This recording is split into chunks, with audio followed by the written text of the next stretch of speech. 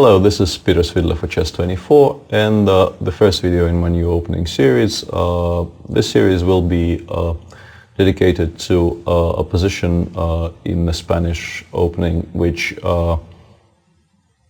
used to be a sideline when I started playing the Spanish way back when, but by now has almost supplanted the main lines and is at least as possible as what used to be the main line of the Spanish, namely the position you see on the board after 6d3.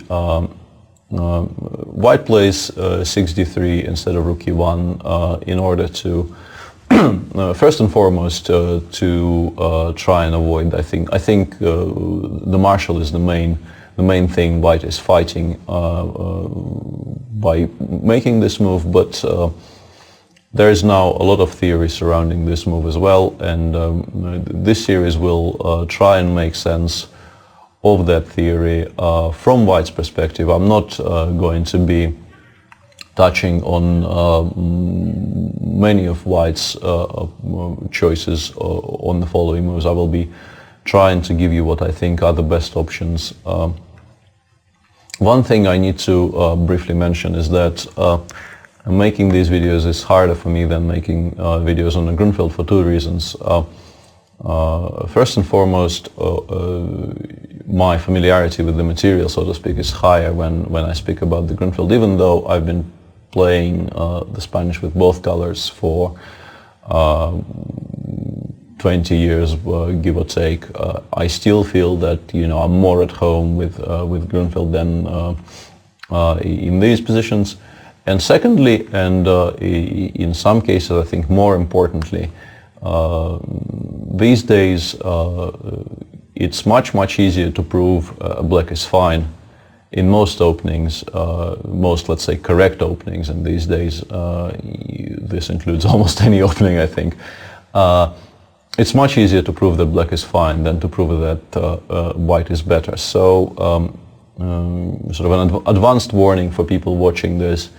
There will be lines in these videos where,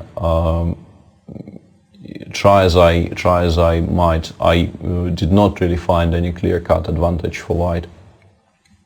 So I will be trying to give you fresh ideas wherever possible, to give you ideas which have not been tried before, but I can't promise you advantage against all of Black's options. With that in mind, let's get into the material.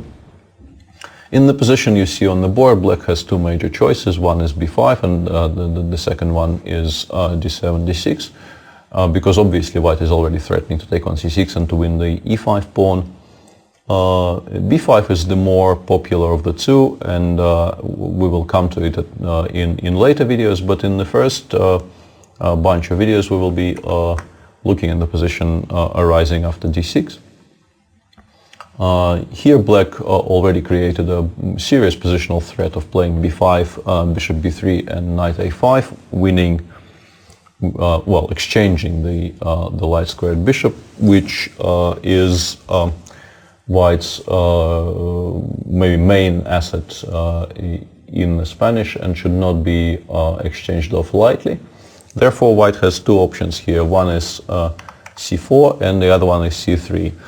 c4 has been played on a number of occasions by very strong players. Arkady Naiditsch has played it a number of times, and also there was a game between Anand and Aronian in Stavanger in 2013. But I think after castles, Black is fine here. After both knight c3, bishop g4, bishop b3, which is what Anand played, and here I think Levon's play is perfectly satisfactory, and there's also some other options available for Black after, let's say, knight d4 takes and knight d5. There's a number of opportunities here for Black to have a perfectly decent position. And the move Naiditsch favors h3, I think, is once again best met by knight d4. And without going into too much detail so as not to make this video endless, I think Black should be fine here. So I propose c3, which is of course the main move in this position, castles, and rook e1. Instead of rook e1, White can of course play knight bd2. But in most cases, those lines are interchangeable, but in some cases I think it makes sense for white to keep the knight on b1, because sometimes in favorable for white positions it can be developed to c3, and in general, if you manage to somehow make black exchange on d4, if white plays d3, d4 in Spanish, and black takes on d4, white takes with the pawn on c3, and then manages to develop the knight to c3, this is a hugely advantageous series of events for him. So this is something that should be aimed at, and with that in mind, I think rook e1 maybe is a slightly more precise move in this position. There will be, once again, unless this runs really, really long and has to be cut in two, there will be 3 videos dedicated to this position. The one you're watching right now will cover the less critical replies black can choose in this position. The second one will be dedicated to rook e8 here, and the third one to perhaps the most critical reply of all, b5 followed by d5. But for this video, let's just deal with moves which are not as good, starting perhaps with h6, a move which is fine and good, but after knight bd2, the only way to sort of justify it and not transpose into some other lines is to play knight h7. If, for instance, black plays rook e8 here, we get back into the rook e8 lines, although you could argue that playing h6 this early kind of tips black's hand a little bit and gives white an additional half a tempo to finish his development. But knight h7 is a wholly separate position. But here after d4, white I think is clearly better. Once again, we should not be spending too much time on this position, so I'll just give you the main line. White has already threatened to take on c6 and d5, of course, so I think b5 has to be played. Bishop b3. Once again, bishop d5 is a big threat, and therefore bishop d7 is called for. Now if bishop d5, black can play knight f6, so white can waste one more, well, not waste, but sort of wait for a moment and play h3 here, but I think it's quite good to just play knight f1 straight away, and after knight g5 you take on g5 with the bishop. hg5 creates additional targets for white on the king side, so it's not very advisable. And after bishop takes g5, I think bishop d5, bishop f6 takes, and knight e3 gives white a very comfortable advantage, because if black unpins himself by playing something like rook b8, there's a very nice little move, rook e2, more or less stopping knight e7, because rook d2 creates a huge pin along the d file, and after queen e7, rook d2, and for instance knight d8, bishop b3, I think it's quite obvious that white came out ahead here. So h6 is not really a particularly good idea here. Instead of h6, black can try bishop d7.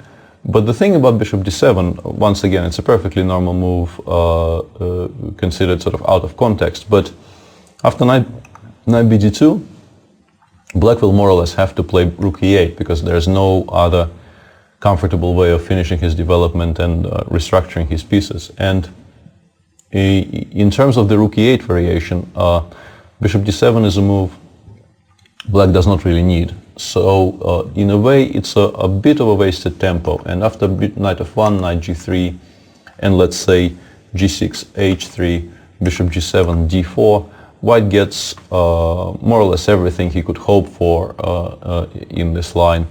He manages to get his knight from b1 to g3, which is, you know, the classical good square for this knight in the Spanish, and he managed to play d4. And here there are no concrete lines you need to memorize. It's just obvious that black's opening went slightly wrong here, and white gets decent pressure. Therefore, bishop d7, as I said, is not particularly critical. A decent option for black is knight d7. Black wants to put this knight either on c5 or b6 and then develop accordingly. If white does nothing at all, black could think about playing f7, f5. Therefore, I think white needs to immediately start taking some control of the center. And after bishop f6, in this position, there's a number of options available to white. I think there's a sort of a classical approach and the move I would like to recommend as an alternative to the classical approach.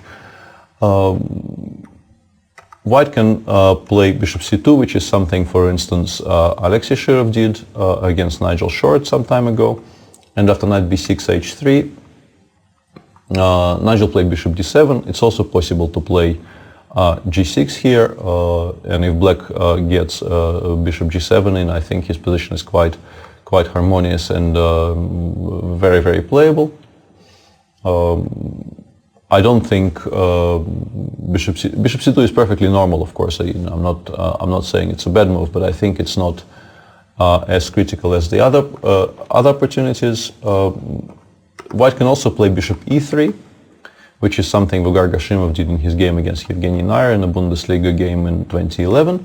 And if b5, bishop c2, bishop b7, knight d2, I think what we have on the board is very, very similar to mainline Spanish and the line 9h3, 9d7. I'm sorry.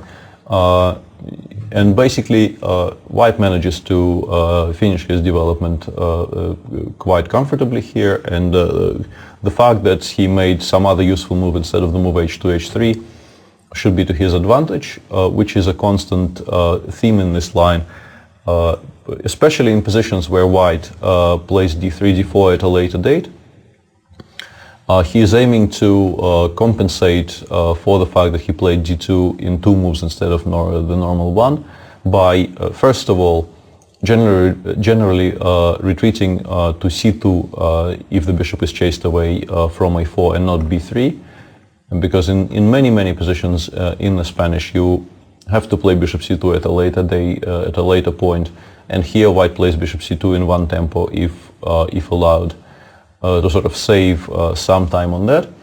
And also, white generally tries to not play h3 unless absolutely forced to, therefore saving a tempo in comparison to those main lines as well. And in this position, I think white gets a very favorable version of the knight d7 line in the mainline Spanish. And if bishop e3, knight b6, then white takes on c6 and goes knight bd2. And after a5, queen c2, I'm not entirely convinced white is hugely better here, to be honest with you, but his position is definitely very easy to play, and he will always have some pressure here. But there's also a move I would like to suggest as a reasonably fresh idea in this position, which is after knight d7, d4, bishop f6, to play bishop b3, not bishop c2. I know I just said that, generally speaking, white tries to put it on c2 to save some time, but in this position I think there's no real reason not to keep the bishop on the more active square. White's idea is to, if possible, challenge the b6 square, which the black knight on d7 generally tries to occupy here by playing a4 and a5. And if he succeeds in that, then black is left with somewhat passive pieces which have no real squares available to them. For instance, if black plays knight b6 here, white plays h3, and after, let's say, h6, I think it's a reasonably decent idea to play a4 here. And a5 is quite an unpleasant threat here. Knight a5, bishop a2 is not particularly attractive, therefore black has to play a5. And after a5, the knight on b1 can be developed via a3 towards a reasonably tasty b5 square, and I think white has decent pressure here. If rook e8, once again, I want to propose playing a4. gaining space on the queen side and planning a5 to take away more squares from black's pieces, and I think white's quite a bit better here. I think the critical test of this idea is the move g6, trying to harmonize the black's position on the king side. You can start by playing bishop h6 and trading off those bishops, and white will have some advantage after that, but I think once again a4 bishop g7 is a good way to start. And in this position there is a choice. If white plays h3, trying to postpone deciding what to do with his light pieces for one more move, I think black's best bet here is to play knight f6. I tried making work some kind of counterplay connected with f5, but for instance after king h8, knight a3 and let's say h6, knight c4, f5, takes. A general idea I think is quite useful to mention in these positions is to play g2, g3, creating a very important square on h4 for the white knight in case black plays e4, or in many cases the knight goes to h4 on its own, creating threats against the weakened squares on the king side. And generally speaking, black is nowhere near developed enough for this kind of counterplay to work here. Therefore, I think after h3, black has to play knight f6. But this is a pretty decent move, because now with the pawn on e4 constantly hanging, you cannot play bishop e3 and knight bd2, which is the most harmonious way of developing the rest of white's pieces. And this position I think is quite unclear, and white might have to switch to King's Indian structures by closing the center with d4, d5, and then I think white might be slightly better here after, let's say, a5, h6, perhaps bishop c2 waiting for one more move, and after bishop d7 playing d5 and c4. But after this game, play becomes very sharp, and black definitely has a lot of counterplay on the king side, comparable to the King's Indian lines. Therefore, I think it's better to play bishop e3 here instead of h3. And if white is allowed to finish his development by playing, let's say, knight bd2 and then perhaps h3, he will have a very decent advantage. Therefore, I think black's best choice is to immediately start trading at least some pieces by playing knight f6, knight g4 and bishop f6. But here white takes on f6 and plays, I think it's a good idea to play a4, a5 here, occupying more space on the queen side. And once again, white controls a lot of the board and has potential to play both on the queen side and in the center, and I quite like this position for white.